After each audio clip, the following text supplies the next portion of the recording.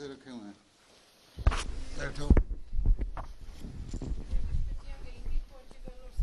اچھا اور لے کے آئی ہیں. اچھا بڑی خوشی ہوئی. لاجرم شاہ حسین صاحبہ. حسن تلاوت کون ہے؟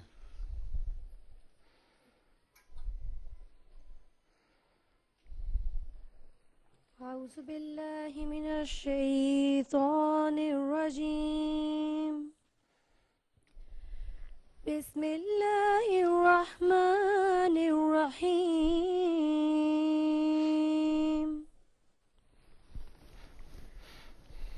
اعلموا ان اللہ یحیی الارض بعد موتها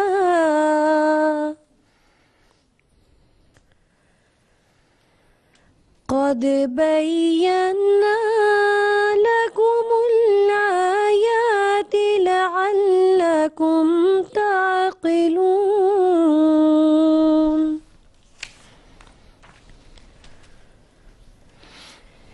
إن المصدقين والمصدقات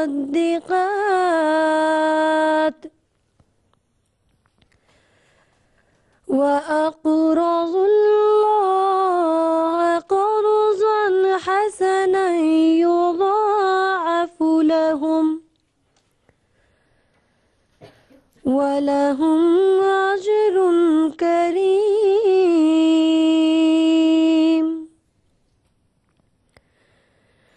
والذين آمنوا بالله ورسله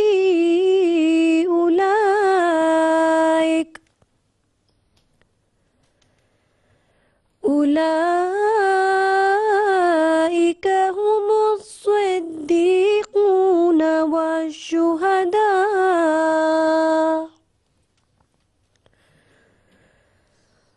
والشهداء عند ربهم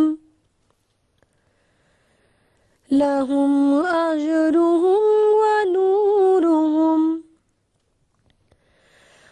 والذين كفروا وكذبوا بآياتنا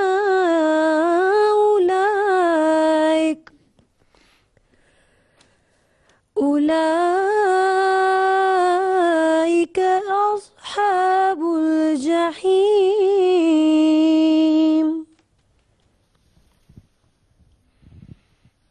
نائلہ قمر. السلام علیکم. ترجمہ. السلام علیکم. ترجمہ. جان لو کہ اللہ زمین کو اس کی موت کے بعد ضرور زندہ کرتا ہے. ہم آیات کو تمہارے لیے کھول کھول کر بیان کر چکے ہیں تاکہ تم عقل سے کام لو. یقیناً صدقہ دینے والے مرد اور صدقہ دینے والی عورتیں اور جنہوں نے اللہ کو قرضۂ حسنہ دیا ان کے لیے وہ بڑھا دیا جائے گا اور ان کے لیے ایک باعزت اجر ہے. اور وہ لوگ جو اللہ اور اس کے رسولوں پر ایمان لائے یہی وہ لوگ ہیں جو اپنے رب کے حضور صدیق اور شہید ٹھہرتے ہیں. ان کے لیے ان کا اجر اور ان کا نور ہے. اور وہ لوگ جنہوں نے کفر کیا اور ہماری آیات کو جھٹلایا یہی جہنمی ہے. سورہ الحدید آیت نمبر 18-19-20. جزاک اللہ. اچھا جی. ادیبہ طاہر حدیث. بسم اللہ الرحمن الرحیم. اللہم صلی علی محمد وعلی آل محمد کما صلیت علی ابراہیم وعلی آل ابراہیم انک حمید مجید. اللہم بارک علی محمد وعلی آل محمد کما بارکت علی ابراہیم وعلی آل ابراہیم انک حمید مجید. عن ابی ہریرہ رضی اللہ عنہ قال قال رسول اللہ صلی اللہ علیہ وسلم ما من یوم یصبح العباد فیہ الا ملکان ینزلان فیقول احدہما اللہم آت منفقا خلفا ویقول الآخر اللہم آت ممسکا تلفا.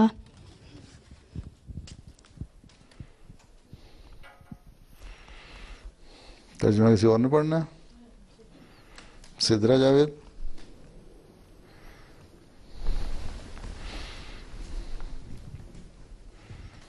السلام علیکم حضور.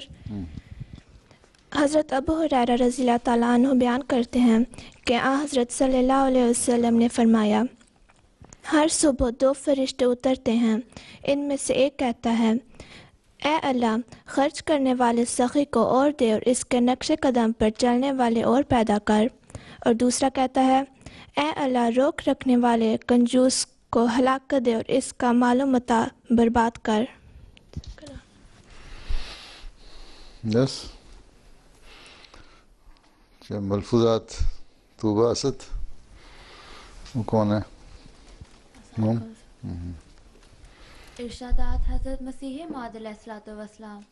حضرت اقدس مسیح موعود علیہ الصلوۃ والسلام فرماتے ہیں، ایک دفعہ ہمارے نبی کریم صلی اللہ علیہ وسلم نے روپے کی ضرورت بتلائی تو حضرت ابو بکر رضی اللہ عنہ کر کا کل اثاثہ لے کر حاضر ہو گئے.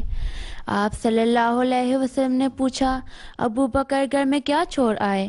تو جواب میں کہا، اللہ اور رسول کا نام چھوڑ آیا ہوں. حضرت عمر رضی اللہ عنہ نصف لے آئے. آپ صلی اللہ علیہ وسلم نے پوچھا، عمر گھر میں کیا چھوڑ آئے؟ تو جواب دیا کہ نصف. رسول صلی اللہ علیہ وسلم نے فرمایا کہ ابو بکر اور عمر کے فعلوں میں جو فرق ہے وہی ان کے مراتب میں فرق ہے. دنیا میں انسان مال سے کس میں فرق ہے؟ فعلوں میں؟ فعلوں میں. فعلوں میں. فعل کیا ہوتا ہے؟ پڑھی جا رہی پتہ ہے نہیں کیا ہے؟ تم بتاؤ. ان کے کاموں میں.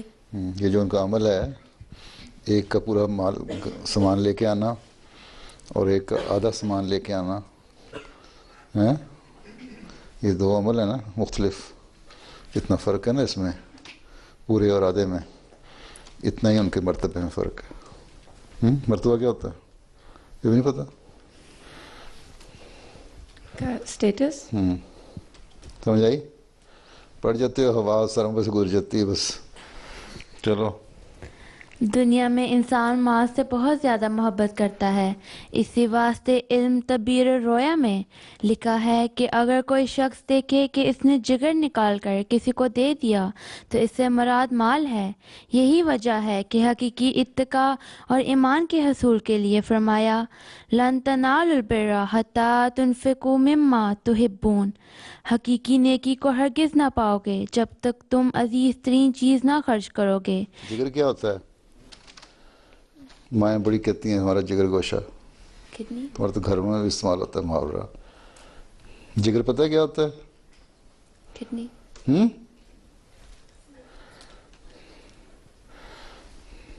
تم بتاؤ جگر کیا ہوتا ہے؟ کس کو کہتے ہیں؟ چلو ایک لطیفہ بن جائے گا. ویسے بتا دو. کڈنی کو کہتے ہیں. کڈنی کو نہیں کہتے. تم بتا دو. لیور کو. ہاں لیور.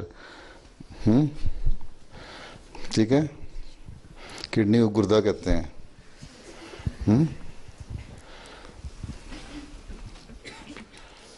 تو اگر خواب میں دیکھو کسی نے اپنا جگر نکال دیا ہے، تو تم انگریزی میں اگر خواب دیکھتی تو لیور نکال دیا، اس کا مطلب ہے کہ اس نے اپنا مال اور پیسہ نکال دیا. تعبیر ہے. آگے. حقیقی نیکی کو ہرگز نہ پاؤ گے جب تک تم عزیز ترین چیز نہ خرچ کرو گے، کیونکہ مخلوق الہی کے ساتھ ہمدردی اور سلوک کا ایک بڑا حصہ مال کے خرچ کرنے کی ضرورت بتلاتا ہے. بس. اچھا چلو، تمہاری تشریح سے کچھ وقت گزر گیا. اور نظم کس نے پڑھنی ہے؟ گروپ نے؟ کہاں ہے گروپ؟ اچھا نیا گروپ بنا.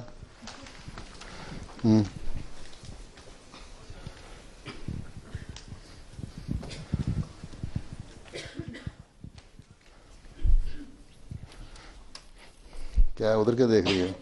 دوسرا مائکرو فون دے دو بھی ان کو. ہے یہاں ہیں پیچھے پیچھے ایک شروع میں رکھا کرو، ایک سیکنڈ ہاف میں رکھا کرو، درمیان میں.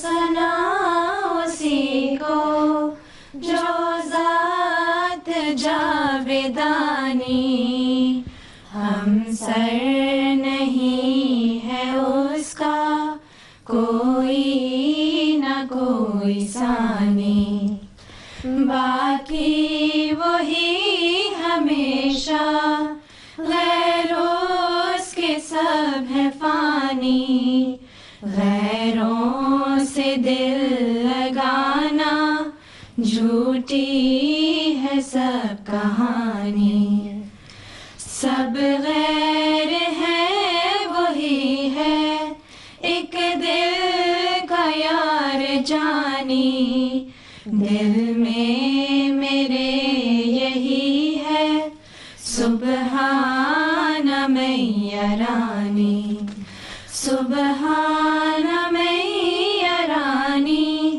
سبحان میاں رانی، یہ روز کر مبارک سبحان میاں رانی، اے قادر و توانا آفات سے بچانا، ہم تیرے در پہ آئے ہم نے ہے تجھ کو مانا، غیروں سے دل غنی ہے جب سے ہے تجھ کو جانا، یہ روز کر مبارک سبحان میاں رانی، سبحان میاں رانی، سبحان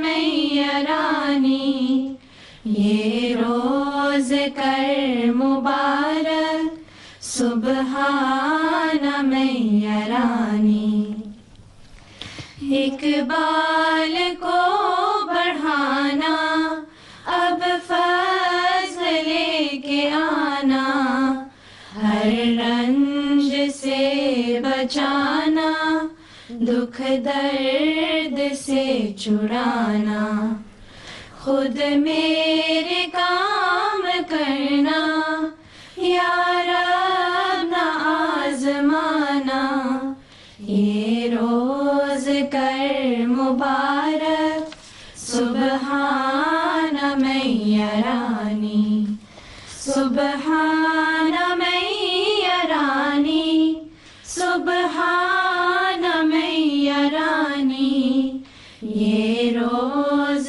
کر مبارک سبحان میاں رانی، اے میرے جان کے جانی، اے شاہد و جہانی، کر ایسی مہربانی ان کا نہ ہو ثانی، دے بخت جاویدانی اور فیض آسمانی، یہ روز کر مبارک سبحان میاں رانی، سبحان میاں رانی، سبحان میاں رانی، یہ روز کر مبارک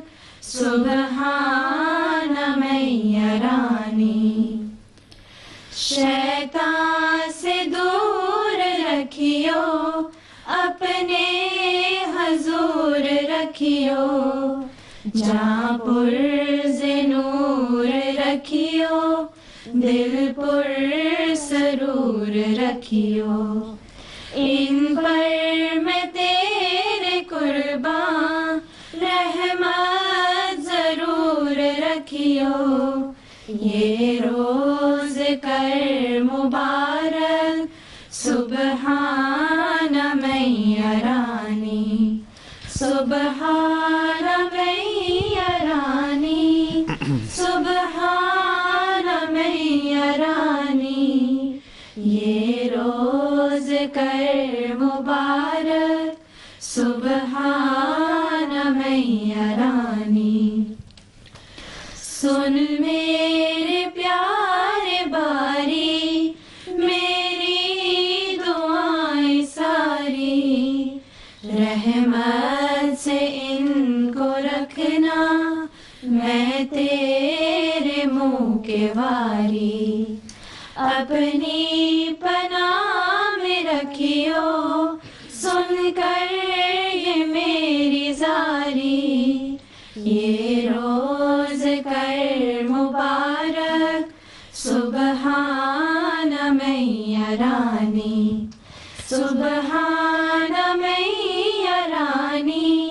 سبحان میرانی یہ روز کر مبارک سبحان میرانی اس دل میں تیرا گھر ہے تیری طرف نظر ہے تجھ سے میں ہوں منور میرا تو کمر ہے تجھ پر میرا توکل در پر تیرے یہ سر ہے یہ روز کر مبارک سبحان میرانی سبحان میرانی سبحان میرانی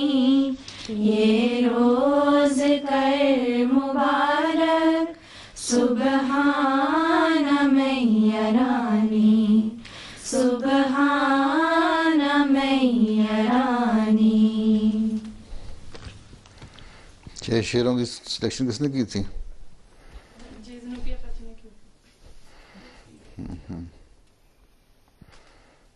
چاہیے دعائیں کس کو دی ہیں تم لوگوں نے؟ ساری دعائیں کلمات ہیں نا؟ جی سر. حضرت مسیح موعود علیہ السلام کی اولاد. کب لکھی تھی یہ؟ حضرت مسلم موعود رضی اللہ تعالیٰ عنہ کی آمین پہ سر. یہ اب تم لوگوں کے لیے بھی ہے؟ جی سر. اور احمدی کے لیے یاد رکھنا چاہیے. جی سر. چلو آگے کیا ہے مضمون؟ کنیزہ احمد الملیحہ گوندل اور کاشفہ احمد کہاں ہیں؟ کیا کر رہی ہے تم؟ کیا کرنا ہے؟ بزنس لا حضور آپ سے بزنس لا آپ سے جب ملاقات ہوئی تھی تو بزنس لا. چلو شکر. میڈیسن نہیں کرنا نہیں تو گردے کی جگہ جگر نکال دینا تھا. چلو. انفاق فی سبیل اللہ. اللہ تعالیٰ قرآن کریم میں فرماتا ہے ان المصدقین والمصدقات واقرضوا اللہ قرضا حسنا یضاعف لہم وَلَهُمْ اجر کریم. ترجمہ: یقیناً صدقہ دینے والے مرد اور صدقہ دینے والی عورتیں اور وہ جنہوں نے اللہ کو قرضہ حسنہ دیا ان کے لیے وہ بڑھا دیا جائے گا اور ان کے لیے ایک باعزت اجر ہے. اسلامی تعلیم پر غور کرنے سے پتہ چلتا ہے کہ دوسرے مذاہب کی نسبت اسلام میں عورت کے درجے کو بہت بلند کیا گیا ہے. آج اسلام پر یہ الزام لگایا جاتا ہے کہ اسلام میں عورتوں کے حقوق کا خیال نہیں رکھا جاتا، مگر یہ غلط ہے. اور قرآن کریم پڑھیں تو یہ ثابت ہو جائے گا کہ اللہ تعالیٰ نے عورتوں کو کیا مقام دیا ہے اور ان کے حقوق کا کس قدر خیال رکھا ہے. اور نہ صرف عورتوں کے حقوق کے بارے میں بتایا ہے بلکہ اجر اور ثواب کا ذکر کرتے ہوئے بھی عورتوں کو مردوں سے پیچھے نہیں چھوڑا. جیسا کہ ابھی پڑھی گئی سورہ الحدید کی آیت نمبر 19 میں بھی اللہ تعالیٰ نے صدقہ دینے والے مرد اور صدقہ دینے والی عورتیں دونوں کا ذکر ساتھ ساتھ فرمایا اور ان کی نسبت یہ بھی بیان کر دیا کہ ان کا اجر بھی ایک جیسا ہے اور برابر ہے. آج ہم یہاں پر اللہ تعالیٰ کی راہ میں خرچ کرنے والی اور مالی قربانی کرنے والی خواتین کا ذکر کریں گے. جی آواز آواز آ رہی ہے؟ اس کی آواز آ رہی پیچھے؟ حضرت مسلم موعود رضی اللہ تعالیٰ عنہ نے اکتوبر 1956 میں سالانہ اجتماع لجنہ مائلہ میں عورتوں سے خطاب کرتے ہوئے فرمایا کہ دیکھو، حضرت ابراہیم علیہ السلام کے زمانے میں بھی عورتوں نے مذہب کی خاطر بڑی قربانیاں کی ہیں، کرشن کے زمانے میں بھی تبلیغ کا اہم کام کیا ہے، اور اسلام کے ابتدائی دور میں بھی عورتوں نے بڑے بڑے کارنامے سر انجام دیے ہیں، اور بعد میں بھی عورت کا حصہ بڑھتا چلا گیا۔ دیکھو، جب رسول کریم صلی اللہ علیہ وسلم مبعوث ہوئے تو آپ کی سب سے پہلے امداد جس نے کی وہ ایک عورت ہی تھی۔ اسلام کی تبلیغ کے لیے سب سے پہلے روپے کی ضرورت تھی، اور رسول کریم صلی اللہ علیہ وسلم کے پاس کوئی پیسہ نہ تھا۔ اس وقت حضرت خدیجہ رضی اللہ تعالیٰ عنہا نے اپنی تمام دولت آپ کے سپرد کر دی اور کہا آپ جس طرح چاہیں اسے استعمال کریں۔ شادی کے بعد حضرت خدیجہ رضی اللہ تعالیٰ عنہا نے محسوس کیا کہ آپ کا حساس دل ایسی زندگی میں کوئی خاص لطف نہ پائے گا کہ آپ کی بیوی مالدار ہو اور آپ اس کے محتاج ہوں، تو انہوں نے ارادہ کر لیا کہ وہ اپنی تمام دولت آپ کی خدمت میں پیش کر دیں گی تاکہ جب اور جیسے آپ چاہیں اسے خرچ کر سکیں۔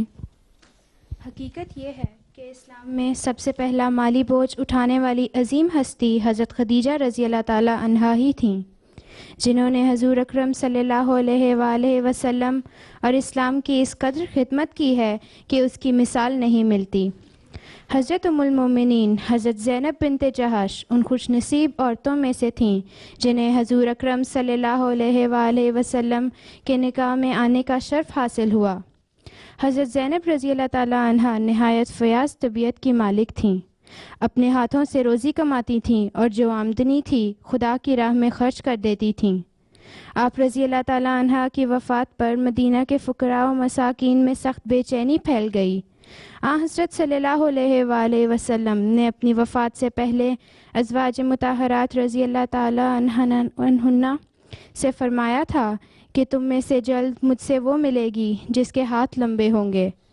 اس وقت وہ حضرت صلی اللہ علیہ وآلہ وسلم کی اس بات کو نہ سمجھیں اور وہ اپنے ہاتھ ناپنے لگیں، یہ دیکھنے کے لیے کہ واقع میں کس کے ہاتھ سب سے زیادہ لمبے ہیں، مگر یہ اشارہ اصل میں فیاضی کی طرف تھا، اور یہ بات تب سمجھ میں آئی جب حضرت صلی اللہ علیہ وآلہ وسلم کی وفات کے بعد سب سے پہلے جن زوجہ کی وفات ازواج مطہرات میں سب سے پہلے ہوئی وہ ام المومنین حضرت زینب بنت جہش رضی اللہ تعالیٰ عنہا تھیں۔ حضرت مسلم موعود رضی اللہ تعالیٰ عنہ نے اپنے ایک خطبہ جمعہ میں صحابیات کی مالی قربانی کا ذکر کرتے ہوئے فرمایا کہ ایک دفعہ رسول کریم صلی اللہ علیہ وآلہ وسلم کو کچھ ضرورت پیش آئی تو آپ نے عید کی نماز کے بعد عورتوں میں تحریک کی اور انہوں نے اپنے زیور اتار کر چندے میں دینے شروع کر دیے۔ یوں تو عورتوں کو سب سے زیادہ زیور پسند ہوتے ہیں کیونکہ وہی اس کی جائیداد ہوتے ہیں، لیکن جب اسے جوش آ جائے تو پھر اسی زیور کو جو اسے محبوب ہوتا ہے اتار کر پھینک دیتی ہے۔ عورتوں نے اسی طرح کیا اور زیور اتار کر دینے شروع کر دیے، مگر چونکہ اکثر غریب تھیں اس لیے ان کے پاس کم قیمت زیور تھے۔ کسی نے چھلا دیا، کسی نے مرکی دے دی اور کسی نے اسی قسم کی کوئی چیز دے دی۔ ایک صحابی رضی اللہ تعالیٰ عنہ کو رسول کریم صلی اللہ علیہ وآلہ وسلم نے زیور اکٹھے کرنے کا حکم دیا تھا اور وہ جھولی پھیلائے ادھر ادھر پھر رہے تھے اور عورتیں گھونگھٹ نکالے بیٹھی تھیں۔ اتنے میں ایک امیر گھرانے کی لڑکی نے سونے کا کڑا اپنے ہاتھ سے اتارا اور اس کی جھولی میں ڈال دیا۔ رسول کریم صلی اللہ علیہ وسلم نے جب دیکھا کہ اس نے بڑی بھاری رقم خدا تعالیٰ کی راہ میں دے دی ہے تو آپ صلی اللہ علیہ وسلم نے فرمایا، تیرا دوسرا ہاتھ بھی درخواست کرتا ہے کہ تو اسے دوزخ سے بچا۔ اس پر اس نے اپنا دوسرا کڑا بھی اتار دیا۔ حضرت مسلم موعود رضی اللہ تعالیٰ عنہ مزید فرماتے ہیں کہ تو عورتوں میں نے دیکھا ہے کہ ان میں قربانی کا مادہ مردوں سے زیادہ ہوتا ہے، کچھ جذباتی ہونے کی وجہ سے اور کچھ خدائی قانون میں ہے کہ جتنا روپیہ کم ہو اتنی ہی ہمت بڑی ہوئی ہوتی ہے۔ حضرت مسیح موعود علیہ الصلوۃ والسلام کے ساتھیوں اور بعد میں آنے والے مخلصین نے بھی مالی قربانیوں کی اعلیٰ ترین مثالیں قائم کی ہیں، اور ان مثالوں سے رسول کریم صلی اللہ علیہ وسلم کے صحابہ اور صحابیات کی مالی قربانیوں کی یاد تازہ ہو جاتی ہے۔ ابتداء میں جماعت کے افراد کی تعداد بھی تھوڑی تھی اور آمدنی بھی بہت کم تھی، خاص طور پر عورتوں کی ذاتی آمدنی نہ ہونے کے برابر تھی، لیکن احمدیت کی تاریخ گواہ ہے کہ اپنے پیارے امام کی آواز پر جہاں مردوں نے والہانہ لبیک کہا، وہاں عورتوں نے بھی دلی جوش سے ہر طرح کی قربانی پیش کر کے اپنے خلوص کا شاندار مظاہرہ کیا۔ جماعت کی کوئی مالی تحریک ایسی نہیں جس میں احمدی خواتین نے بڑھ چڑھ کر حصہ نہ لیا ہو، مثلا مساجد کی تعمیر، تبلیغی مشن ہاؤسز کا قیام، قرآن کریم کی اشاعت، MTA، غرض جب بھی ضرورت پڑی عورتوں نے اپنی جمع پونجی یا محنت مزدوری کا معاوضہ خوشی سے اللہ کے حضور پیش کیا۔ حضرت ام المؤمنین حضرت سیدہ نصرت جہاں بیگم صاحبہ رضی اللہ تعالیٰ عنہ نے سلسلہ احمدیہ کے لیے جو ہر قسم کی قربانی دی، اس کی مثال کم ہی نظر آئے گی۔ کوئی وقت اور موقع ایسا نہیں آیا کہ اسلام کے لیے کسی مالی ضرورت کا سامنا ہو اور حضرت ام المؤمنین رضی اللہ تعالیٰ عنہ نے اپنی ذات سے اس میں حصہ نہ لیا ہو۔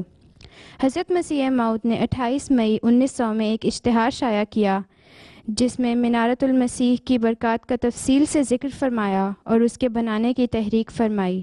آپ علیہ الصلوۃ والسلام نے منارت المسیح بنانے کے لیے رقم پورا کرنے کے لیے ایک اور اشتہار میں مخلصین جماعت کو مخاطب کر کے فرمایا کہ وہ 100 روپیہ اس مقصد کے لیے ادا کریں۔ سلسلے کی تاریخ میں یہ پہلی تحریک تھی۔ حضرت مسیح موعود علیہ الصلوۃ والسلام نے منارت المسیح کی تعمیر کے لیے 10,000 روپے کا اندازہ لگایا تھا اور حضرت ام المؤمنین رضی اللہ تعالیٰ عنہ نے 10واں حصہ اس چندے کا دے دیا اور یہ رقم اپنی ایک جائیداد جو دلی میں تھی بیچ کر ادا کی۔ اگر اس وقت اس جائیداد کو جو کہ دلی میں ایک مکان تھا باقی رکھا جاتا تو اس کی قیمت کہاں سے کہاں ہوتی، مگر حضرت ام المؤمنین رضی اللہ تعالیٰ عنہ نے اس کی پرواہ نہ کی اور فوراً اس کو فروخت کر کے اس الہی تحریک میں حصہ لیا۔ حضرت مسیح موعود علیہ الصلوۃ والسلام نے 100 روپے یا اس سے زائد رقم دینے والوں کے نام منارت المسیح پر کندہ کروانے کا اعلان فرمایا تھا۔ مردوں کے ساتھ ساتھ عورتیں بھی اس میں شامل ہوتی نظر آتی ہیں۔ حضرت ام المؤمنین حضرت سیدہ نصرت جہاں بیگم صاحبہ رضی اللہ تعالیٰ عنہ کے والد کے علاوہ محترمہ حسین بی بی، والدہ چودھری محمد ظفر اللہ خان صاحب اور محترمہ عزیز بیگم، اہلیہ خان صاحب منشی، برکت علی صاحب شملوی کے نام بھی منارت المسیح پر کندہ ہیں۔ حضرت مسلم موعود رضی اللہ تعالیٰ عنہ نے حضرت خلیفۃ المسیح الاول حضرت حکیم مولوی نور الدین کے زمانہ خلافت میں جماعت کے لیے ایک اخبار شائع کرنے کی تجویز پیش کی، جو منظور تو ہو گئی، مگر ان دنوں مالی حالت کمزور ہونے کی وجہ سے ایسا کرنا مشکل ہوتا نظر آتا تھا۔ لیکن ایک احمدی خاتون نے ایک شاندار مثال پیش کی۔ یہ پاک باز خاتون حضرت محمودہ بیگم صاحبہ رضی اللہ تعالیٰ عنہ حرم اول حضرت مرزا بشیر الدین محمود احمد حضرت مسلم موعود رضی اللہ تعالیٰ عنہ تھیں۔ ان کی اس یادگار قربانی کو حضرت مسلم موعود رضی اللہ تعالیٰ عنہ نے یوں بیان فرمایا: خدائی تعالیٰ نے میری بیوی کے دل میں اسی طرح تحریک کی جس طرح حضرت ختیجہ رضی اللہ تعالیٰ عنہ کے دل میں حضرت صلی اللہ علیہ وسلم کی مدد کی تحریک کی تھی۔ انہوں نے اس امر کو جانتے ہوئے بھی کہ اخبار میں روپیہ لگانا ایسا ہی ہے جیسے کنویں میں پھینک دینا، اپنے 2 زیور مجھے دیے کہ میں ان کو فروخت کر کے اخبار جاری کر دوں۔ ان میں سے ایک تو ان کے اپنے کڑے تھے، دوسرے ان کے بچپن کے کڑے تھے جو انہوں نے اپنی اور میری لڑکی ناصرہ بیگم کے استعمال کے لیے رکھے تھے۔ میں زیورات لے کر اسی وقت لاہور پہنچ گیا اور 550 کے وہ 2 کڑے فروخت ہوئے۔ یہ ابتدائی سرمایہ الفضل تھا۔ الفضل اپنے ساتھ میری بے بسی کی حالت اور میری بیوی کی قربانی کو تازہ رکھے گا۔ کیا ہی سچی بات ہے کہ عورت ایک خاموش کارکن ہوتی ہے۔ اس کی مثال اس گلاب کے پھول کی سی ہے جس سے عطر تیار کیا جاتا ہے۔ لوگ اس دکان کو تو یاد رکھتے ہیں جہاں سے عطر خریدتے ہیں، لیکن اس گلاب کا کسی کو خیال بھی نہیں آتا جس نے مر کر ان کی خوشی کا سامان پیدا کیا۔ میں حیران ہوتا ہوں کہ اگر اللہ تعالیٰ یہ سامان پیدا نہ کرتا تو میں کیا کرتا اور میرے لیے خدمت کا کون سا دروازہ کھولا جاتا۔ تاریخ لجنہ اماء اللہ جلد 1 صفحہ 16۔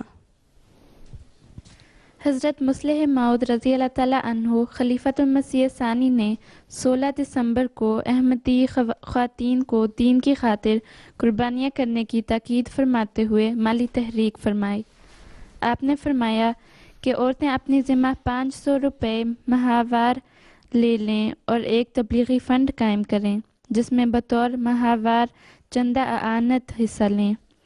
حضور نے دیہات کی خواتین کے لیے حضور نے دیہات کی خواتین کے لیے تجویز فرمایا کہ ایک برتن میں روزانہ 1 مٹھی آٹا جمع کیا کریں جو 1 ہفتہ کے بعد فروخت کر کے تبلیغ فنڈ میں بھجوا دیا کریں۔ چنانچہ اس تحریک میں عورتوں نے عمدہ رنگ میں لبیک کہا اور اہلیہ صاحبہ حضرت چودھری فتح محمد صاحب سیال رضی اللہ تعالیٰ عنہ نے جو حضرت خلیفۃ المسیح اول رضی اللہ تعالیٰ عنہ کی نواسی ہیں اپنا زیور قیمت 22 روپے بطور اعانت دیا۔ 21 اکتوبر 1956 میں سالانہ اجتماع کے موقع پر حضرت مصلح موعود رضی اللہ تعالیٰ عنہ نے ایک نہایت ایمان افروز واقعہ سنایا۔ آپ نے فرمایا کہ جب تقسیم ملک ہوئی اور ہم ہجرت کر کے پاکستان آئے تو جالندھر کی ایک احمدی عورت مجھے ملنے رتن باغ میں ہم مقیم تھے، وہیں وہ آ کر ملی اور اپنا زیور نکال کر کہنے لگی کہ حضور میرا یہ زیور چندہ میں دے دیں۔ میں نے کہا بی بی عورتوں کو زیور کا بہت خیال ہوتا ہے اور تمہارے سارے زیور سکھوں نے لوٹ لیے ہیں، یہی ایک زیور تمہارے پاس بچا ہے، اسے اپنے پاس رکھو۔ اس پر اس نے کہا کہ حضور میں جب ہندوستان سے چلی تھی تو میں نے عہد کیا تھا کہ اگر میں امن سے لاہور پہنچ گئی تو اپنا یہ زیور چندے میں دے دوں گی، آپ مجھے اس سے اپنے پاس رکھنے پر مجبور نہ کریں۔ چنانچہ اس عورت نے اپنا یہ زیور چندے میں دے دیا۔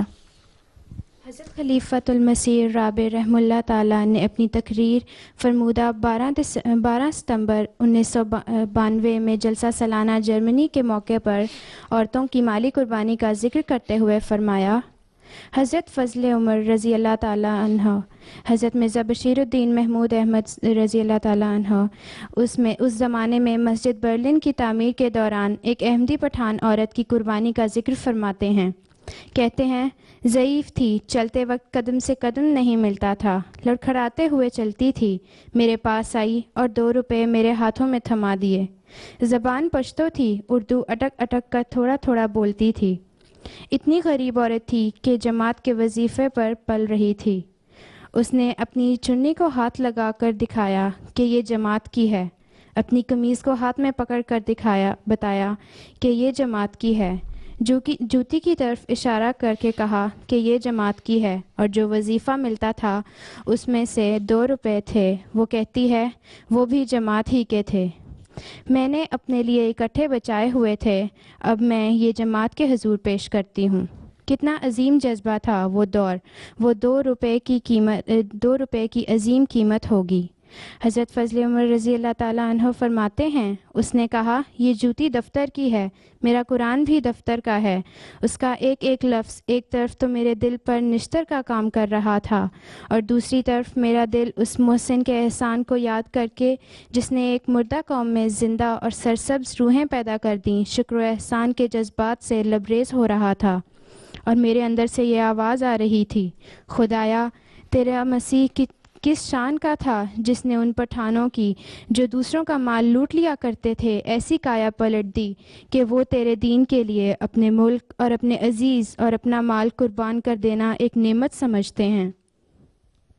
حضرت خلیفۃ المسیح رابع رحمہ اللہ تعالیٰ فرماتے ہیں کہ احمدی خواتین کا مالی قربانیوں کا ایک سمندر ہے جسے کوزے میں سمونا بہت ہی مشکل کام بلکہ ناممکن کام ہے، اسی لیے یہاں سب کا ذکر کرنا ناممکن ہے، مگر ان چند تحریکات کا جن میں احمدی عورتوں نے خصوصیت سے بڑھ چڑھ کر حصہ لیا وہ یہ ہیں: تعمیر منارۃ المسیح، تعمیر مسجد فضل لندن، تحریک جدید، مسجد اقصی، مسجد مبارک قادیان کی توسیع، تعلیم الاسلام کالج، لجنہ کو جرمن زبان میں قرآن کریم کا ترجمہ چھپوانے کی تحریک، دفتر لجنہ اماء اللہ، مسجد فرینکفرٹ جرمنی، تحریک زنانہ دعوت الخیر فنڈ، تعمیر مسجد ہالینڈ، خلافت جوبلی فنڈ، تحریک وقف جائیداد، تحریک وقف جدید، مسجد زیورک سوئٹزرلینڈ، فضل عمر فاؤنڈیشن پروگرام، مسجد نصرت جہاں کوپن ہیگن ڈنمارک خالصتاً احمدی عورتوں کے چندے سے تعمیر کی گئی،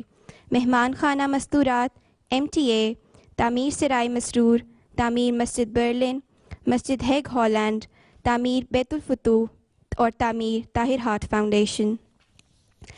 مالی قربانیوں کے ذکر کے تسلسل میں حضرت خلیفۃ المسیح رابع رحمہ اللہ نے 2 جون 1990 کو لجنہ اماء اللہ جرمنی سے ناصر باغ میں خطاب فرمایا۔ اس خطاب کا ایک اقتباس آخر میں پیش ہے۔ مالی قربانیوں کا ذکر کرتے ہوئے آپ نے فرمایا، قرآن کریم کے تابع اسلام نام ہے 2 قسم کی قربانیوں کا، جانی قربانی اور مالی قربانی۔ قرآن کریم فرماتا ہے، خدائے تعالیٰ نے جنت کے بدلے میں تم سے تمہاری جانیں بھی خرید لی ہیں اور تمہارے اموال بھی خرید لیے ہیں۔ آپ وہ مثالیں ہیں جنہوں نے اگلے 100 سال کی ضمانت دینی ہے۔ آپ وہ مائیں ہیں جنہوں نے یہ بتانا ہے کہ ہم اپنے بچوں کی ایسی تربیت کریں گی اور اس طرح ان کے ذہنوں میں یہ انمٹ سنت الانبیاء نقش کر دیں گی کہ وہ اس بات کو کبھی بھلا نہ سکیں۔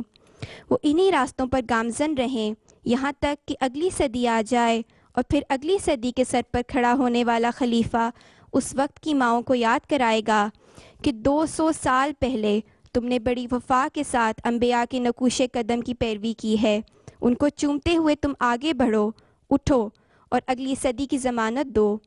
اور اے دوسری صدی میں پیدا ہونے والی ماؤں، تم اس جھنڈے کو اگلی نسل کے لیے آگے بڑھا دو اور یہ ضمانت دو کہ تم ایسی تربیت کرو گی کہ ان پاکیزہ اسباق کو تمہاری نسلیں کبھی نہیں بھولیں گی۔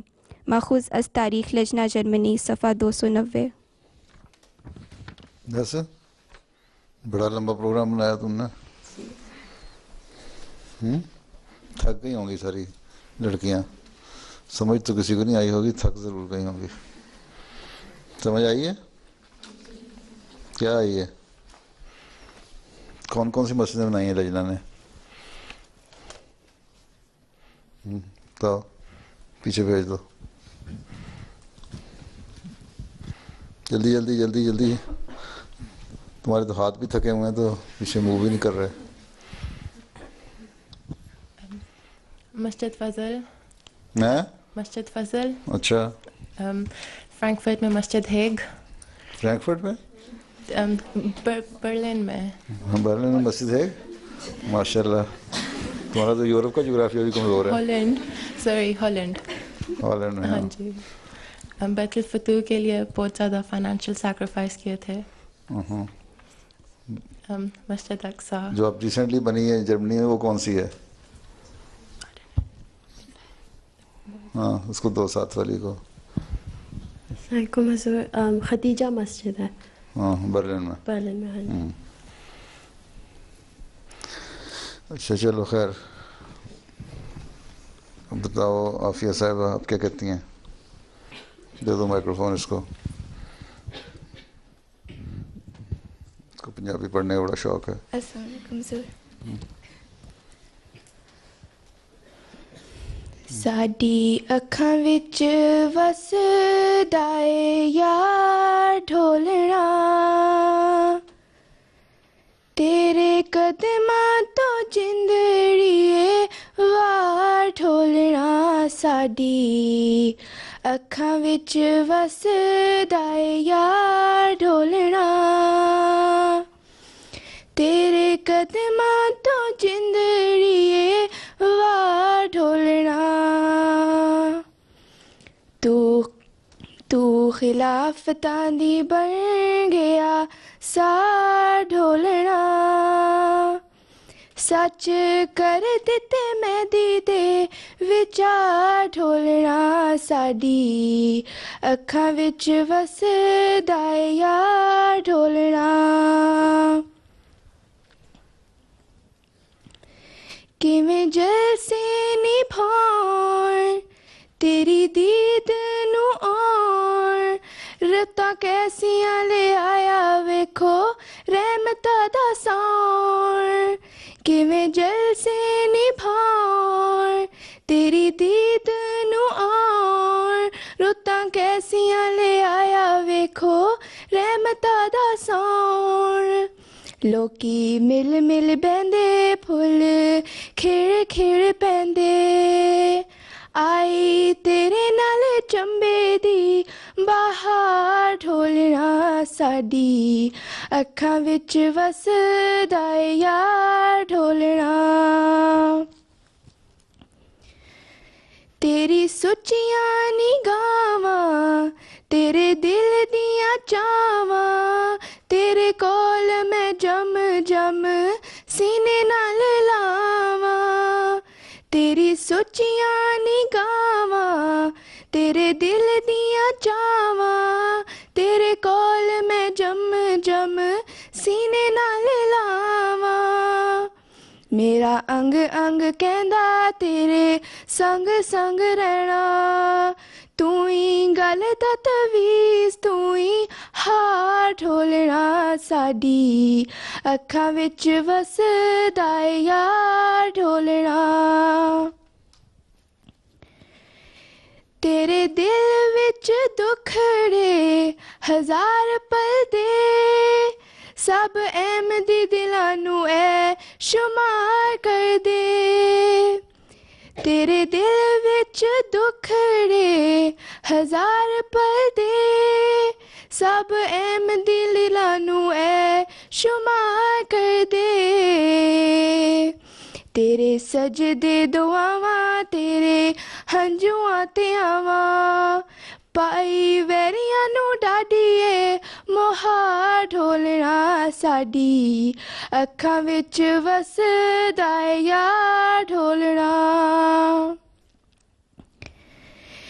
तेरे शिमले दी शान रब रखदा ईमान सब गुणियां तो वध तेरे गुण ते ज्ञान तेरे शिमले दी शान रब रखदा ईमान सब गुणियां तो वध तेरे गुण ते ज्ञान तेरा रब ते सहार रब तेरा गम ख्वार नित रमे विच रब दे हिसार ढोलना साडी अखां विच वसदा ए यार ढोलना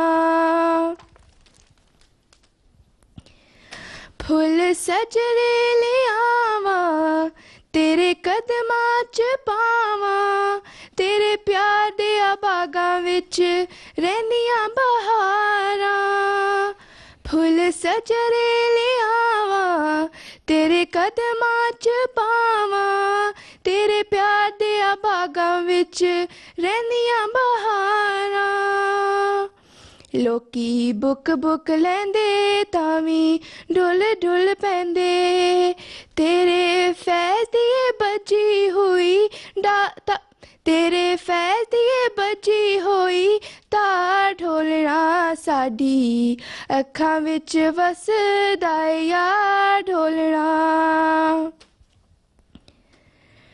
साडी वरियां तो चलिए रीत सोहणिया असी लो नाल लिखिए प्रीत सोहणिया साडी वरियां तो चलिए रीत सोहणिया असी लो नाल लिखिए प्रीत सोहणिया दइए कोल ते करार साडी जां साडे बाल तेरी अख दे इशारे ते ने वार ढोलना साडी अखां विच वसदा ए यार ढोलना तेरे कदमां तो जिंदड़िए वार ढोलना तू खिलाफतां दी बन गया सार ढोलना सच कर दिते मेहदी दे विचार ढोलना तेरे कदमां तो जिंदड़िए वार ढोलना ان کو اردو سمجھ نہیں آتی تو نہیں پنجابی کیا سمجھ آئے گی؟ تو سوائے ان کے جو ایسٹ افریقہ سے آئے ہوئے ہیں نا لوگ یہاں، پتہ نہیں ان میں سے کوئی ہے یہاں کہ نہیں، ان کو اردو بولنی نہیں آتی، صرف پنجابی اور انگلش بولتے ہیں. اچھا خیر، تو نے جتنا لمبا مضمون تھا اتنی لمبی تو نظم پڑھ دی. اب کیا کرنا ہے؟ کوئی مسلم عورت کے بارے میں کیا؟ چلو جی عافیہ صاحبہ سوال کرو. کون سی عافیہ یہ؟ اچھا. یوم مسلم عورت کے حوالے سے کوئز پروگرام کے لیے یہ سوالات حضور انور کے گزشتہ خطبہ جمعہ میں سے تیار کیے گئے ہیں. پہلا سوال یہ ہے کہ اس سال پیشگوئی مسلم عورت پر کتنے سال پورے ہو رہے ہیں؟ 2-3 پرانی بات ہے، ساروں کو یاد ہوگی. تو بتاؤ. مائکروفون ادھر نہیں کھڑا کوئی اور؟ 125 سال. اچھا چلو دوسرا کہاں ہے مائکروفون؟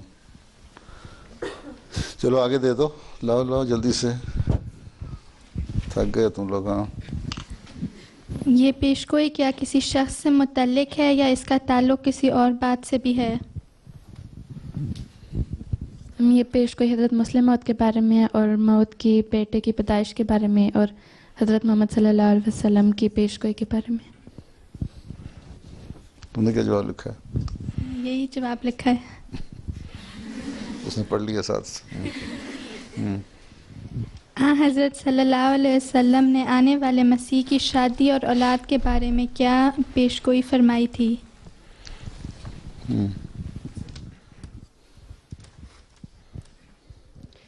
نبی کریم صلی اللہ علیہ وسلم نے فرمایا تھا کہ جو مسیح ہوگا وہ شادی کرے گا اور اس کے ہاں اولاد ہوگی. اچھا چلو آگے دو. حضرت مسیح موعود علیہ السلام نے کس خاص مقصد کے لیے چلا کشی کا ارادہ فرمایا؟ معاہدہ جلدی سے. احمدیت اور اسلام کے فتح کے لیے جو لوگ اس کے خلاف باتیں کرتے ہیں اس کو رکھنے. احمدیت تو بھی شروع نہیں ہوئی تھی. اور اسلام کے فتح کے لیے. احمدیت اسلام ہے ویسے تو، لیکن ایک باقاعدہ دعویٰ نہیں تھا اس وقت. حضرت مسیح موعود علیہ السلام چلا کشی کے لیے کہاں تشریف لے گئے؟ تم چلو آخر میں پوچھ لو کس کے پاس مائکروفون ہے. جس کے پاس مائکروفون ہے وہ بتا دے. جس کے پاس نہیں ہے، اگر نہیں پتا تو ساتھ والی کو دے دو. دے لو، تم بتا دو. ہوشیارپور میں ہوئی تھی. اچھا ہوشیارپور میں ہوئی تھی. 1886. آگے. حضرت مسیح موعود علیہ السلام نے ہوشیارپور جانے کا ارادہ کس بنا پر کیا؟ چلو تم بتا دو. ان کو الہام ہوا تھا کہ تیری عقدہ کشائی ہوشیارپور میں ہوگی. آپ علیہ السلام چلا کشی کے لیے ہوشیارپور کب تشریف لے گئے؟ تو ساتھ والی حمودہ. January 1886. January 1886. 1886. اچھا تو اس طرح بول رہی ہو مجھے سمجھ نہیں آ رہی. تو پیشگوئی مسلم موعود میں آنے والے موعود کی کتنی علامات بیان کی گئیں؟ جیسے ان کو دے دو. یہ بیٹھی ہیں ان میں سے کوئی بتاتے ہیں، 4-5 جو بیٹھی ہیں. تم بتا دو. تم 52. یہ نہیں، وہ اس کے پاس مائکروفون پہلے پکڑو نا. 52 پیشگوئیاں تھیں. اچھا ویسے میں تمہارے سے اگلی لڑکی کو کہا تھا.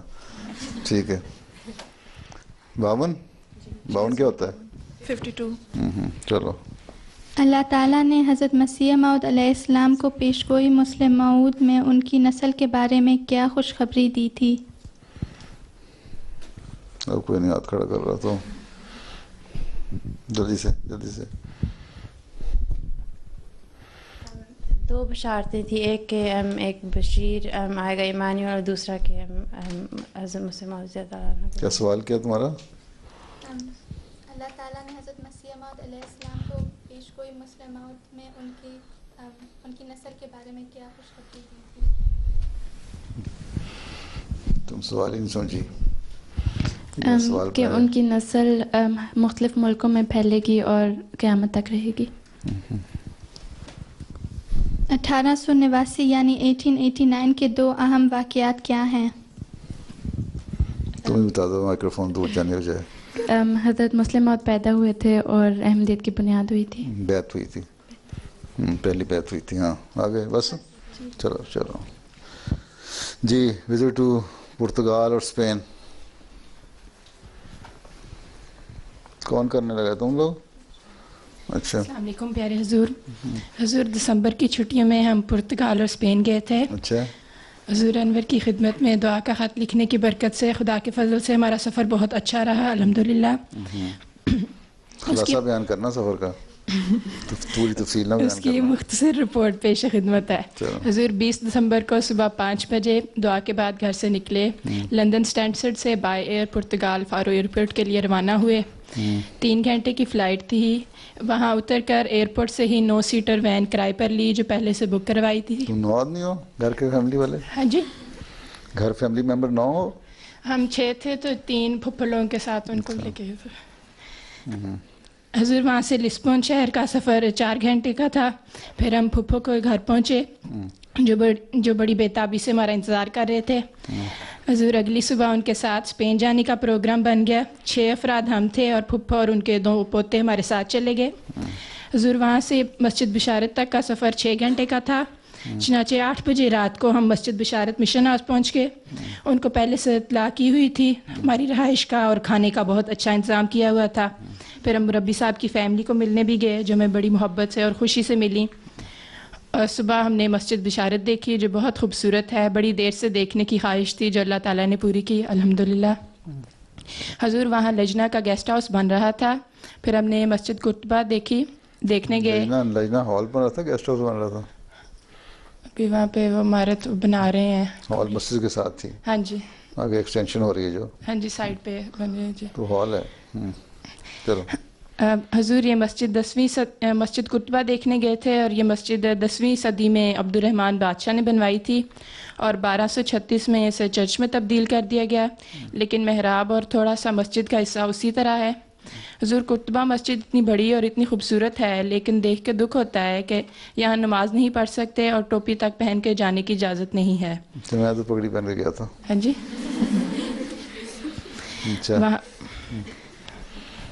وہاں پہ دل سے یہی دعا نکلی کہ اللہ تعالیٰ جماعت کو یہ مسجد عطا کرے اور ہمارے پیارے حضور وہاں سے بھی خطبہ دیں.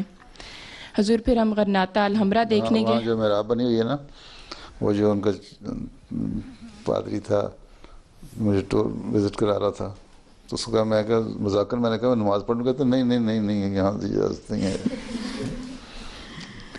حضور پھر ہم غرناطہ الحمرا دیکھنے گئے جو ایک بہت بڑا اور خوبصورت محل ہے. ساتھ ایک اور بہت بڑا خوبصورت گارڈن بھی ہے. یہ محل بہت ہی مہارت سے بنایا گیا ہے. رات کو ہم واپس مسجد بشارت آ گئے.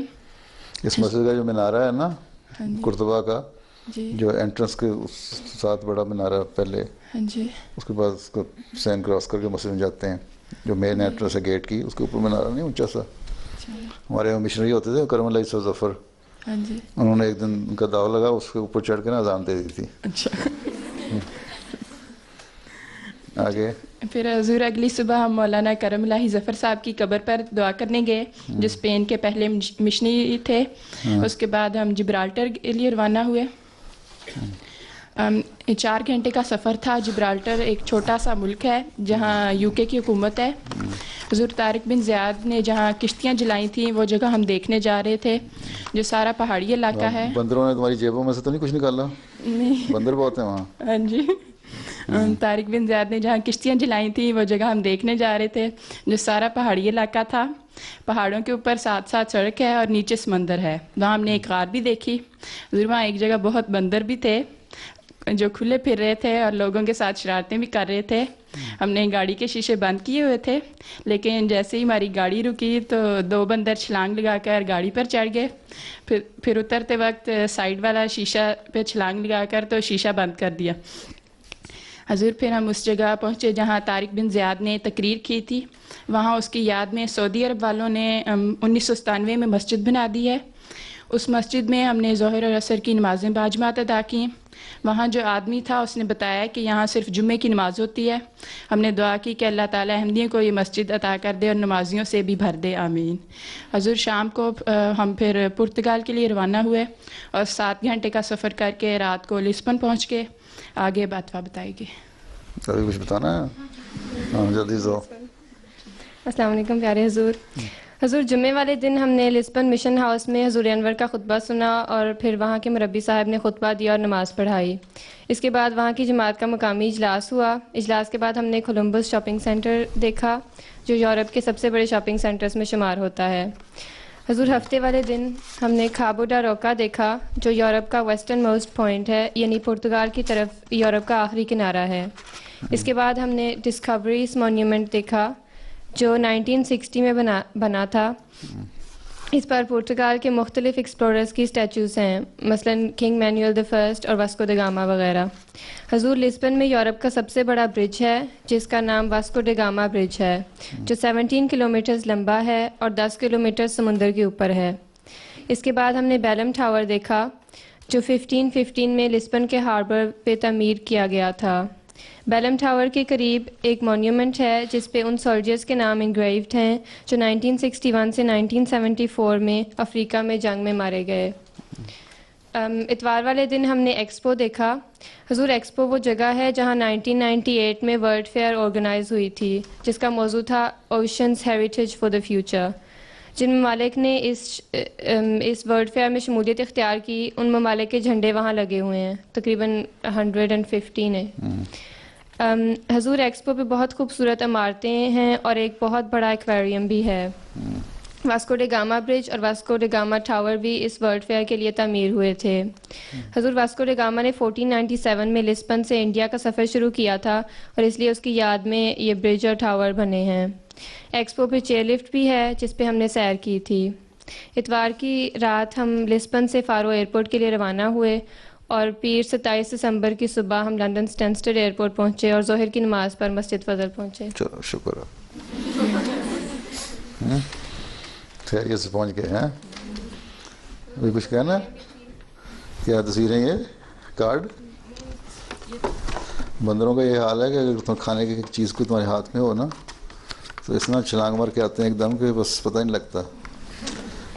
بیگ تمہارے چھین کے لے جاتے ہیں, خاص طور پہ عورتوں کے. اور کیا تصویریں کہاں ہیں؟ تصویریں کہاں ہیں؟ ان کو پتہ نہیں لگ رہا. اسکرین پر یہ سمجھ رہے ہیں کہ جو آیا ہوا وہی تصویر ہے.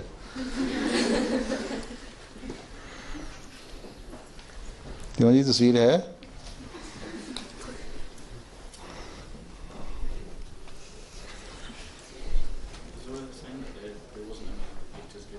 اچھا اچھا, تو پھر تصویریں تو دی نہیں ان کو, تو ہوا میں تو نہیں آ جانی.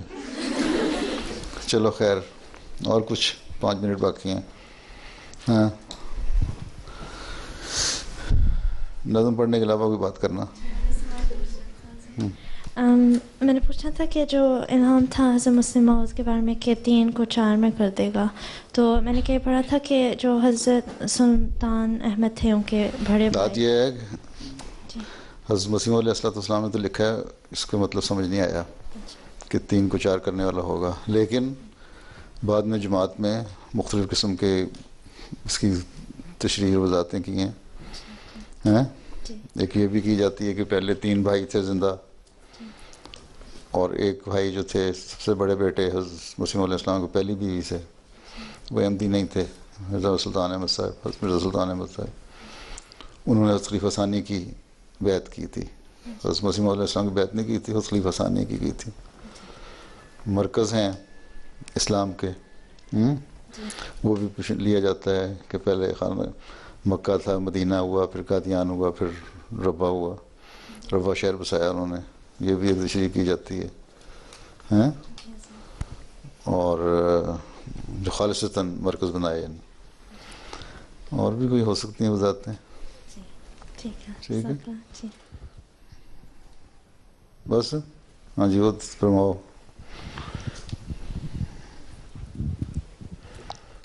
حضور میں نے پوچھنا تھا کہ میں نے MTA پہ سنا تھا کہ عورتیں اور مرد اکٹھے سیم لائن میں نماز نہیں پڑھ سکتے.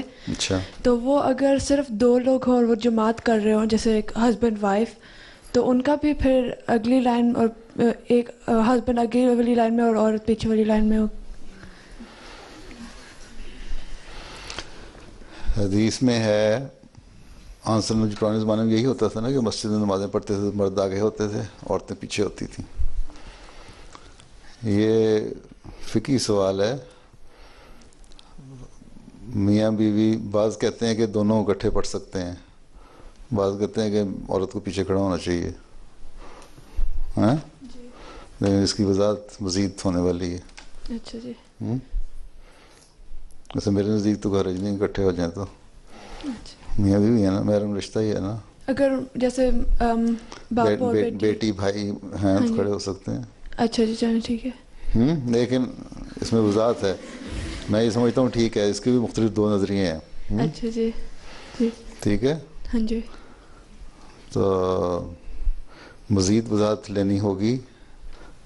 علماء کیا کہتے ہیں اس بارے میں, یہاں سے کوئی واضح حدیث ہو میرے ذہن میں نہیں ہے جی, لیکن بظاہر میرے نزدیک مجھے لگتا ہے کہ کوئی حرج نہیں ہے. اچھا جی جی. کوئی حدیث واضح مل گئی تو بتا دوں گا. اچھا جی. اگلی کلاس میں پوچھ لینا. جی چلیں ٹھیک ہے. جی.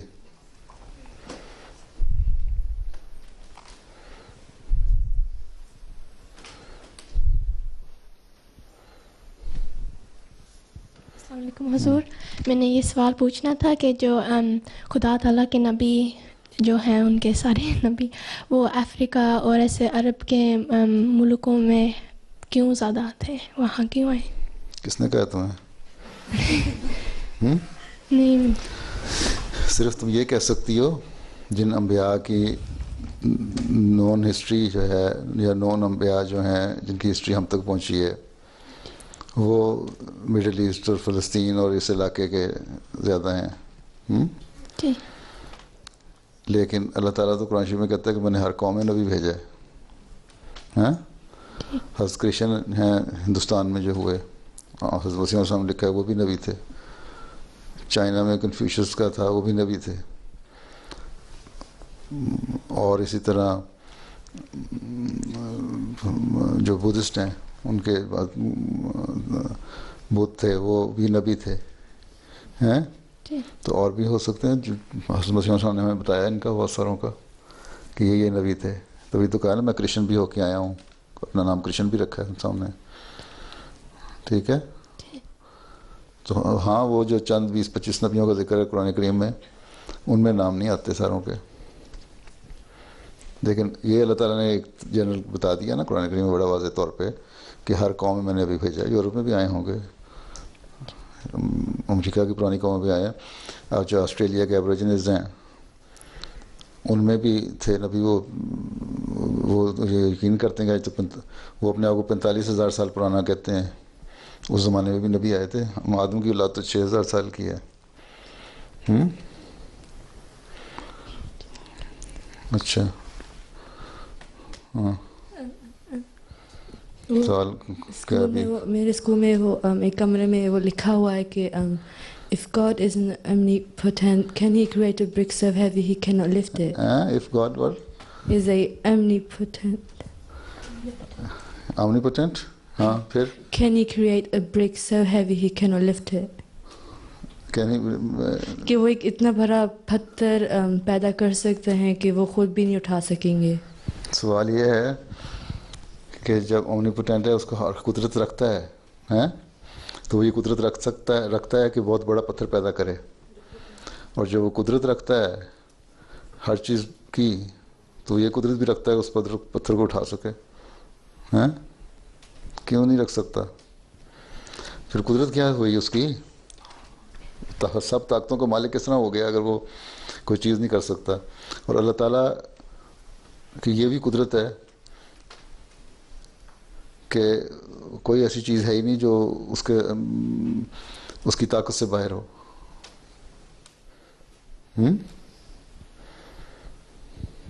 پر وہ کچھ ایسا, یہ تو صرف خیالی باتیں ہیں نا. کہ جی omnipotent ہے تو وہ اتنی بڑا پتھر بنا سکتا ہے اس کو خود نہ اٹھا سکے. اگر وہ اتنا ہی ہے تو اس کو ضرورت کیا اتنا بڑا پتھر بنانے کی اس کو اٹھا نہ سکے. نہیں، لیکن اس کو طاقتیں ہیں، ہر طاقت ہے اس کو. نہیں سمجھ آئی؟ تمہاری تسلی نہیں ہوئی؟ تمہارا اپنے سوال کو صحیح طرح تم وہ کرو، بناؤ. اس طرح لکھا ہوا تھا. نہیں لکھا تو ہوگا، لیکن جب سب طاقتوں کا مالک ہے تو پتھر کیوں نہیں اٹھا سکتا؟ جی پھر اس کی طاقت کیا ہوئی؟ وہ اپنی کمزوری ظاہر کر رہا ہے نا. اگر وہ ایک ایسی چیز بنا سکتا ہے جس کو وہ خود نہیں اٹھا سکتا تو وہ تو کمزور ہوا، وہ طاقت تو نہیں ہوئی اس کی. ہاں، جب طاقت نہیں ہوئی تو پھر omnipotent کس طرح ہو گیا؟ طاقتور کس طرح ہو گیا؟ قوتوں کا مالک کس طرح ہو گیا؟ ہاں ٹھیک ہے کہ نہیں ٹھیک؟ نہیں ابھی نہیں ٹھیک تو پھر دوبارہ اپنے سوال کو نئے سرے سے فارم کرو، کمپوز کرو. ہاں آگے. تم کیا کہتی ہو؟ جلدی سے دے دو ایک سوال بس.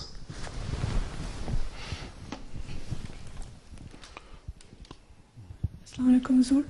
میرے سے دفعہ پوچھا گیا تھا کہ اگر اللہ میاں کو سب کچھ پتہ ہے تو وہ ہمارا امتحان کیوں لیتا ہے؟ اللہ تعالیٰ کو سب کچھ پتہ ہے، لمبا جواب ہے اس کا، اسے 1 منٹ میں دیا بھی نہیں جا سکتا. مختصر یہ ہے کہ اللہ تعالیٰ کو سب کچھ پتہ ہے کہ کیا کیا ہونا ہے، لیکن اللہ تعالیٰ جب انسان کو بنایا تو اس وقت اس کو یہ اختیار دے دیا کہ یہ اچھائی ہے یہ برائی ہے، کس راستے پر جاؤ گے. شیطان کو بھی اختیار دے دیا نا ساتھ ہی جب آدم کو پیدا کیا. جب اس نے کہا تھا کہ مجھے اجازت دو کہ میں لوگوں کے راستے پہ ہر جگہ بیٹھ کے ان کو برے کاموں کی طرف لے کر آؤں ہیں، تو اللہ تعالیٰ نے ٹھیک ہے تمہیں اجازت ہے، لیکن جو تمہارے پیچھے چلنے والے ہوں گے ان کو میں جہنم سے بھر دوں گا. نیکیاں بتا دیں، اچھائیاں بتا دیں، چوائس دے دیا تمہیں کہ تم نیکیاں اختیار کرو گے تو مجھے میرے پسندیدہ لوگوں میں، اچھے لوگوں میں شمار ہو جاؤ گے، نہیں کرو گے تو برے لوگوں میں شمار ہوگے اور سزا ملے گی. ٹھیک ہے. اب یہ چیزیں دینے کے بعد اللہ تعالیٰ کو یہ بھی علم ہے کہ کون لوگ اچھے کام کرنے والے ہیں. اب وہ بھی تو ہے نا کہ ایک شخص تھا جس نے 99 قتل کر دیے تھے ہیں، اور ہر جس بزرگ کے پاس جاتا تھا پوچھنے کے لیے کہ میں بخشا جا سکتا ہوں، جنت میں جا سکتا ہوں کہ نہیں، تو وہ کہتے تھے نہیں. پھر کسی نے کہا کہ ایک بزرگ ہے ان کے پاس جاؤ. جب وہ ان کے پاس جا رہا تھا آخری بزرگ سے جب اس نے پوچھا نا کہ وہ کہتا نہیں تم بخشے نہیں جا سکتے، جنت میں نہیں جا سکتے، تو اس نے اس کو بھی قتل کر دیا کہ 100 قتل پورے ہی ہو جائیں، کیا فرق پڑتا ہے. پھر اس کو کسی نے کہا کہ نہیں فلاں جگہ ایک بزرگ ہیں ان کے پاس جاؤ. وہ اس طرف جا رہا تھا تو راستے میں فوت ہو گیا. اب اللہ تعالیٰ کو پتہ تھا کہ میں نے اس شخص کو جنت میں ڈالنا ہے، اور یہ نیکی کی طرف جا رہا تھا برائی چھوڑ کے. ساری زندگی برائیوں میں گزر گئی لیکن نیکی کی طرف جا رہا تھا.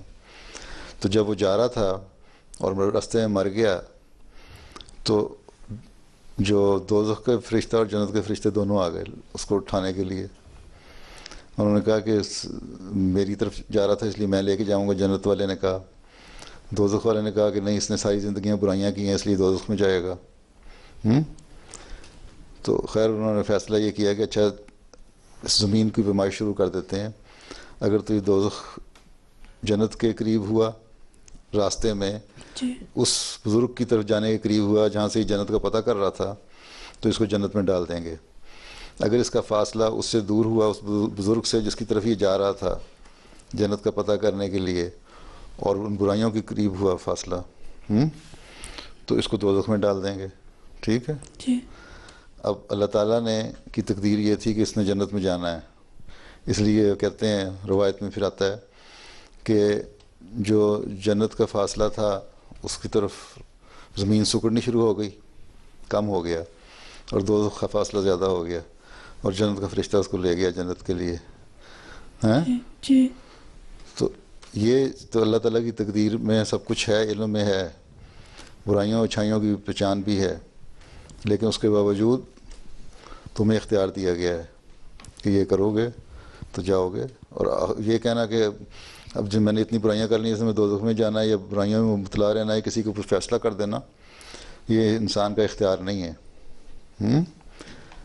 کوشش کرتے رہنا چاہیے آخر وقت تک. ٹھیک جی. تو اتنے مختصر وقت میں زیادہ لمبا سوال کا جواب تو نہیں مل سکتا. ویسے تو یہ بھی ہے کہ آخر وقت آئے گا ایسا ایک وقت جب دوزخ خالی ہو جائے گی، سب جنت میں ہوں گے. ہاں جی. کچھ حد تک کچھ جواب ملا تمہارا کہ نہیں ملا؟ جزاک اللہ. لیکن ابھی لمبا جواب ہے اس کا ویسے جی، وہ اس وقت نہیں مل سکتا. جزاک اللہ. السلام علیکم.